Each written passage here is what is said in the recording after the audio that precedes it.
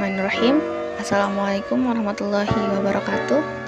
Perkenalkan, nama saya Qiraatul Husna, Prodi Ilmu Kesehatan Masyarakat, Fakultas Kesehatan Masyarakat, Universitas Ahmad Dahlan, kelas IKMA NIM 20000290026.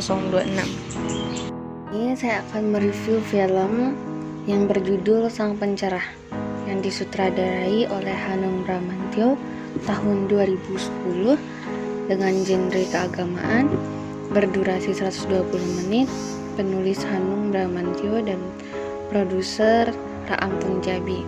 Pemeran yang pertama Lukman Sardi sebagai Ahmad Dahlan, Zaskia Adiameka sebagai Siti Walidah, Giring Ganesa sebagai Suja, Ihsan Tarore sebagai Darwis Muda, Slamet Raharjo sebagai Kiai Penghulu Kamaludiningrat.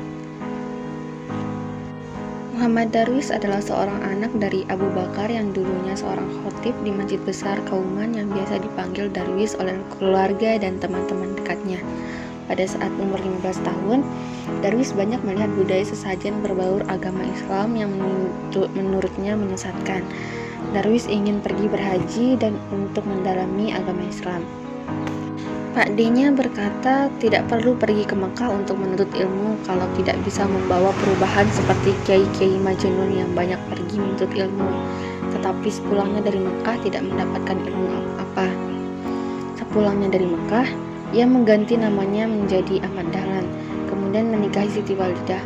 Setelah bapaknya Abu Bakar menitipkan langgar dan melanjutkan amanah keluarga untuk bersyiar agama, ketika ia berkhutbah, ia menentang sesajen yang digunakan untuk berdoa oleh kaum muslim adalah hal yang salah dan banyak yang menentang perkataan Kiai Ahmad Dahlan karena ingin menghapus tradisi sesajen yang digunakan oleh kaum Islam. Ketika murid beliau pergi untuk mengaji di langgar beliau, seorang murid bertanya, agama itu apa? Kemudian Kiai Ahmad Dahlan menjawab dengan memainkan biola dan menanyakan kepada muridnya bagaimana kedengaran musik yang dimainkan. Seorang murid yang bertanya itu menjawab tenang. Kemudian Kiai Ahmad Dahlan menyuruh salah satu muridnya untuk memainkan biola yang tidak bisa dimainkan. Karena murid tersebut tidak bisa memainkan biola, maka suara yang ditimbulkan menyebabkan teman-temannya tertawa. Kemudian Kiai Ahmad Dahlan bertanya bagaimana suaranya. Muridnya pun menjawab, kacau. Kiai Ahmad Dahlan berkata, begitulah agama, jika tidak dipelajari maka akan kacau, sedangkan jika dipelajari hati akan merasa tenang, damai dan senang. Ketika Kiai Ahmad Dahlan hendak sholat, beliau melihat kompas dan ternyata arah sholat di masjid bukan arah kiblat Ka'bah. Kemudian beliau menghitung jarak di peta, ternyata arah kiblat di masjid menghadap ke Afrika. Beliau juga bertanya pada kiai dari masjid lain, bahkan ada yang menghadap timur laut. Dengan perhitungan bahwa perkiraan arah kiblat yang sebelumnya mengarah ke Afrika menjadi arah Ka'bah di Mekah dengan mengubah arah kiblat 23 derajat dari arah sebelumnya, dan banyak yang menentangnya. Dari langgar, Kiai Ahmad Dahlan mengubah arah kiblat yang salah, tetapi ditentang oleh Kiai Penghulu Koli, dan beliau mengirimkan surat kepada Kiai Ahmad Dahlan untuk membongkar langgar. Karena sudah ditolak beberapa kali oleh Kiai Ahmad Dahlan, kemarahan Kiai Penghulu Koli memuncak dan memerintahkan untuk membongkar langgar Kiai Ahmad Dahlan. Kejadian tersebut membuat Kiai Ahmad Dahlan memutuskan untuk pergi beserta istri dan anaknya dari desa Kauman, tetapi berhasil dicegah oleh kakaknya. Kakaknya berjanji untuk membantunya membangun langgar lagi. Dengan dana dari kakak dan istrinya, Kiai Ahmad Dahlan dapat mendirikan suraunya dan membuka sekolah yang menyadarkan bahwa Islam tidak hanya mengajarkan tentang tauhid, tetapi juga mampu memperbaiki kesejahteraan melalui pendidikan. Ahmad Dahlan mengajarkan ilmunya. Beliau mencoba mengajarkan agama Islam di sekolah pemerintahan Belanda. Ketika beliau masuk kelas dengan mengucapkan salam, ternyata tidak ada satupun yang menjawab. Kemudian beliau kembali mengucapkan salam dan salah satu siswa yang kentut. Tetapi beliau tidak marah.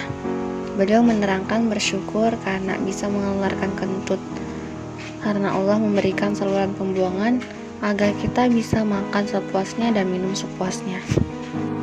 Oleh karena itu, Kiai Ahmad Dahlan mengajarkan siswanya untuk bersyukur dengan membaca Alhamdulillah, dan sontak semua siswa melafazkan Alhamdulillah dan resmi mengajar di sekolah itu. Namun keluarga dan muridnya tidak menyetujui tindakan dari Kiai Ahmad Dahlan sampai beliau dituduhnya kafir oleh masyarakat sekitar karena mengajar di sekolah pemerintahan Belanda.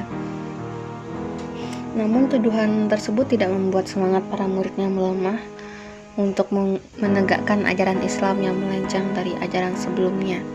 Para siswa dari sekolah pemerintahan Belanda tertarik untuk belajar kepada Ahmad Dahlan karena mereka tahu kalau Kiai Ahmad Dahlan akan mendirikan sekolah di suraunya. Didampingi oleh istri dan 5 muridnya mendirikan organisasi yang bernama Muhammadiyah. Namun ditentang oleh Kiai penghulu. Muhammadiyah dianggap sebagai ajaran sesat dan Kiai penghulu mengira Kiai Ahmad Dahlan akan menjadi residen. Organisasi Muhammadiyah ini juga ditentang oleh masyarakat yang menentang Kiai Ahmad Dahlan. Anak-anak mereka yang mengaji di surau Kiai Ahmad Dahlan dijemput paksa oleh keluarga mereka yang menentang Ahmad Dahlan. Seiring berjalannya waktu, akhirnya Kiai penghulu mulai sadar akan kesalahannya. Kemudian Kiai penghulu menyetujui pembahasan mengenai pembentukan organisasi Muhammadiyah.